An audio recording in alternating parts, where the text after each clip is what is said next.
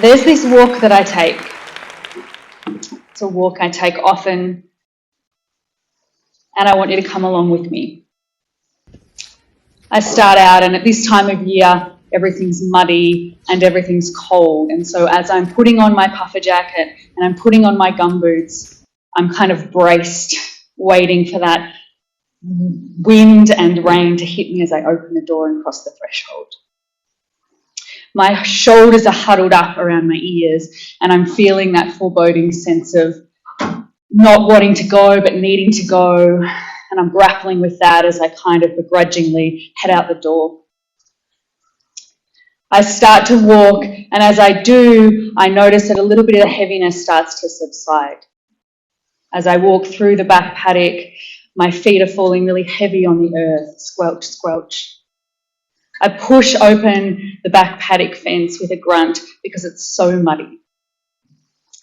And as I start to walk and look out across the expanse of paddocks, I notice that the clouds are getting heavier by the moment.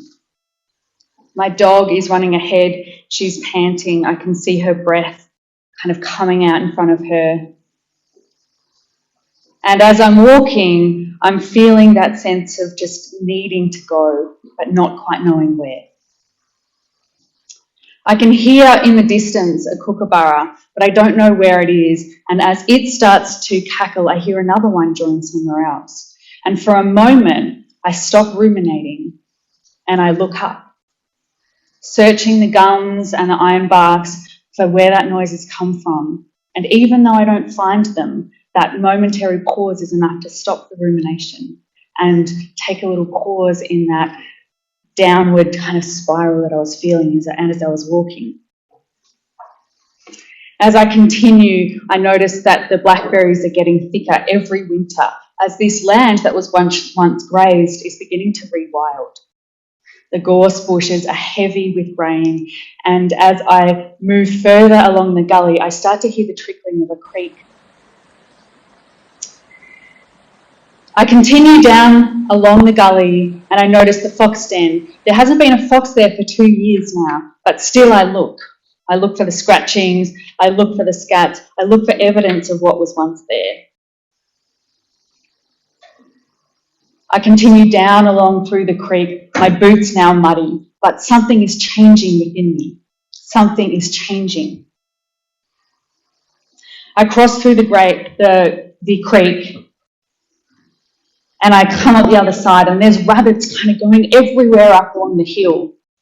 There's this one rabbit, and she has beautiful golden fur, and I don't know how she came to be like that, but I see her every time. And there's a kangaroo who lost its tail, and I don't know how on earth it could possibly survive, but there it is, bouncing across the hill. I hear the thump of those rabbits as they scatter away from my dog, and I look up, and for a moment, I'm just awestruck. Because there, under a canopy of mistletoe hanging down from the gum tree, is the goat. And I haven't seen the goat for weeks. And I pause and I look over, and my dog, who's a border collie, she's crouched down. She's dead silent, and she's looking at that goat. This goat is 35 years old. It's a goat that my neighbours have told me about. We've seen. It used to have a friend, but the friend died. This goat has gone wild, but if you look close enough, you can see underneath its fur, poking through its collar and its bell, the evidence of its once domesticated life. Me and that goat have this moment of looking at each other, of pondering each other, and I swear to God, the eagle up overhead at that exact moment stops beating its wings and starts to glide. And as I'm watching this goat, I turn to look at my dog, and I turn back, and she's gone, melted back into the canopy behind her. And that moment, that pristine moment of presence and connection is enough to now move me from that state of inwardness, that state of rumination, into this state of connection. I continue my walk up the hill. By now the mist is kind of pouring in down the valley, but I'm alive. There's pink in my cheeks. And as I'm walking and I'm feeling the rhythm of my feet, and I can hear the beating of my heart, I can look down the valley and I can see my horses, 4 of them, their tails swishing. I can hear the rhythm of their mouths even though I can't see them, and I can smell what they would smell like and feel the texture of their fur, warm and dusty, even though I'm not even there. I start to become that landscape as I climb that hill, and everything else vanishes, all the rumination, all the trauma, all the worry, all the doubt, all of the self-doubt that would have prevented me from standing here with you today. By the time I get up to the sit spot, the place that I go now and then, I'm back alive again. I feel part of the landscape. I feel the interdependence. I no longer feel separate. I no longer feel disconnected. I no longer feel like the worries that I took up there to fix are important. In fact, I feel like I don't need fixing anymore. I don't feel like I need to contort my body into a state of being that's palatable or acceptable. In fact, when I'm up there on that hill, I want to stretch the fabric of this culture so it fits more of me and so it fits more of you as well.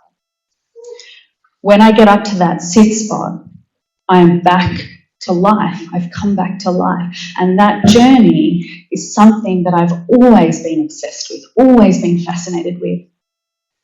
I spent 20 years working on some of the most intractable social issues of our time: malnutrition, male violence against women. I worked all over the world in the most problematic, traumatic places. I worked with a range of organisations, grassroots feminist organisations, right up to UN agencies. And in that time, nothing taught me more about social change than my own painstaking journey back to life, and the privilege I've had since of guiding others on that journey as well. And what I learned through that process, and what I learn every time I walk up that hill on stolen Dja-Dja-Wurrung land, where I can look out and I can see the mountain and its beautiful granite boulders kind of popping out of the mist. What I learned is that we cannot possibly change the state of the world without changing the state within. Because what's available to me at the top of that hill is not available to me down the bottom of that hill. The way that I see the world, what I'm feeling, how my body is, the depth of my breath, my capacity to see, my capacity to understand at the top of that hill is not available to me when I'm in fear, when I'm in terror, when I feel like I'm competing with everyone. And so what I really want you to know, what I really wanted to share, and my absolute passion, is that I understand that we cannot fix what is happening around us while we remain deep in our trauma. We cannot possibly create an inclusive society, a society where we steward our resources wisely. We cannot create that from the same state that got us there. We need to change something, not in our brains, because if it was up to our brains, we would have done it by now. Why do we do what we do when we know what we know? Why do we continue to consume? Why do we continue to compete? Why do we continue to project violence and our traumas onto others? Because the mind is not in control, the body is. I think it's really important to acknowledge that for those of us who do have access to that precious resource of safety, and that we might find that relationally in the connection with the land or the connection with the goat, or with our beautiful therapeutic practitioners, or in relational safety that we're creating, we owe it to the folks who are never going to find safety out there in these systems that are oppressive and extractive and discriminatory. We owe it to them to leverage that resource of safety, to make that journey back to life. We owe it to us, we owe it to them, we owe it to the planet. And so next time you're wondering about that journey back to life, I invite you to contemplate how changing the state within might just change the state of the world.